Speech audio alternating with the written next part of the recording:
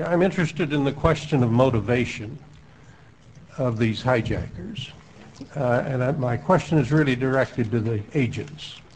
What have you found out about why these men did what they did? What motivated them to do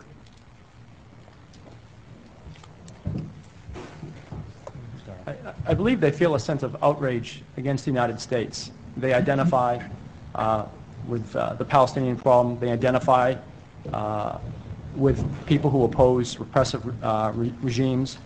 And I believe they tend to focus their anger on the United States. They identify with the Palestinian problem. They identify with people who oppose repressive regimes. And I believe they tend to focus their anger on the United States.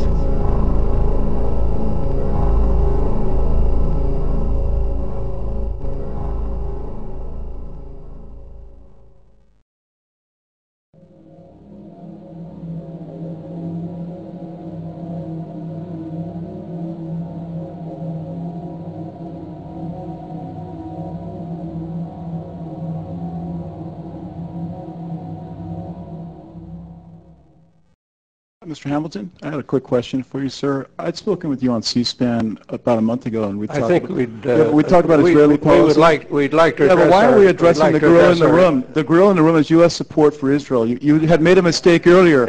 You had said that the Israeli-Palestinian dispute wasn't addressed in the 9/11 Commission report. I beg to differ with that. On page 147, it is stated that the plotter of 9/11, Khalid Sheikh Mohammed, was driven to attack us not because of radical ideology, as Prime Minister Blair, because of U.S. support for Israel. Why aren't we addressing that, sir? All right, sir. You got Mr. Bamford's book from me, James Bamford's A Pretext for War book. It conveys that we were attacked, and then you have Mr. Ross up here, who's basically affiliated with the Israeli lobby, AIPAC. This is a conversation that you and I ought to have, but let's not take the time of our resource people. May we go to the next question, please? Thank you very much.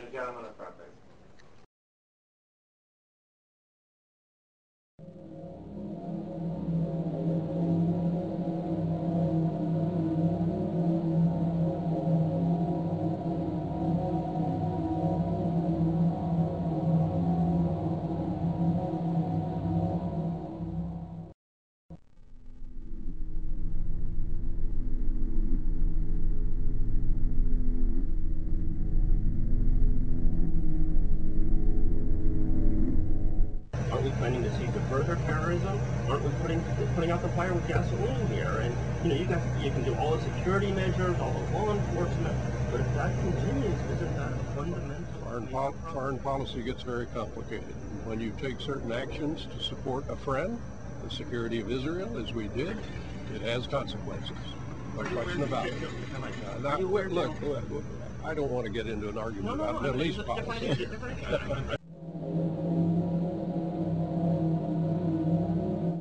This is what they ended up agreeing on, putting in the 9/11 Commission report. Right or wrong? There is a reason politicians don't want U.S. support of Israel listed as a root cause of Al-Qaeda's terrorism. There is a reason politicians don't want the American people to reassess that policy. Politicians lie to us about hatred of our freedoms because they care more about serving special interests than about keeping us safe. Don't let them get away with robbing us of the freedom to decide for ourselves if we want to put our lives at risk over specific foreign policies. Please pass this video on to others. Help the Representative Press campaign get these facts out to every American. Take action. representativepress.org/donate and representativepress.blogspot.com.